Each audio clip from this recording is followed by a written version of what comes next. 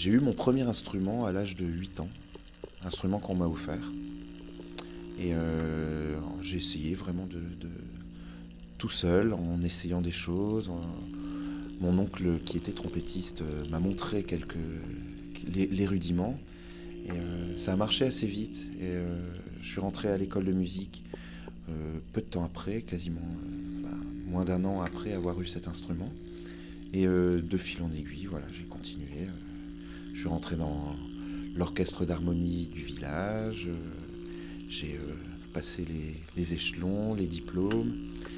Et à un moment donné, j'ai découvert le jazz. Et je suis rentré au conservatoire en jazz.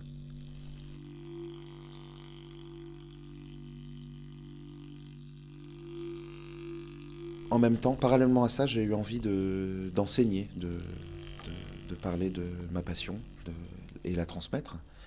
Et j'ai entendu parler par plusieurs copains qu'il existait un centre de formation de musiciens intervenants, le CFMI.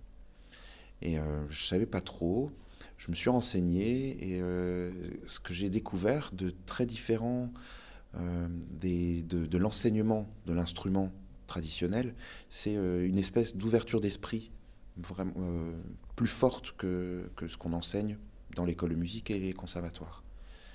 Et, je ne m'étais pas trompé. Vraiment, là, c'est une formation qui me convenait totalement. Il y a une chose qu'on n'apprend pas assez pour moi au conservatoire. On l'apprend bien entendu, mais plus comme une valeur solfégique, c'est-à-dire c'est le silence. La première fois que j'ai entendu parler de John Cage, par exemple, c'était au CFMI. On n'a jamais parlé au conservatoire. Et ça, c'est une chose, un des premiers trucs que je dis aux enfants vraiment très très petits. Même dès la maternelle, parler du silence et essayer de jouer du silence. Pas faire un silence, mais vraiment jouer du silence. Leur apprendre que, voilà, avoir des petits jeux et puis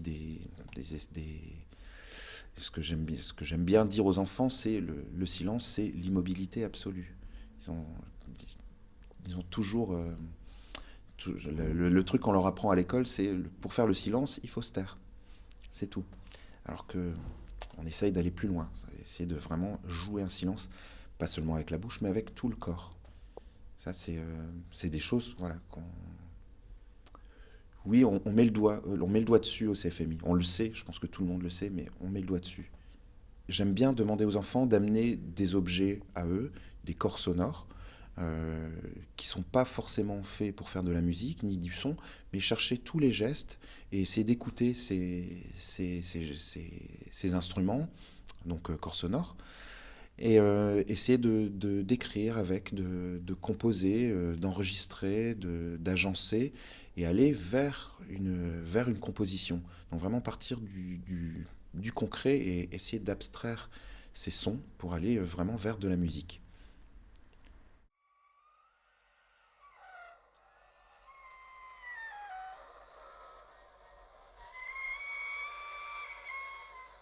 La dimension pédagogique de la musique permet de prendre du recul sur sa pratique et du coup d'avancer et d'évoluer.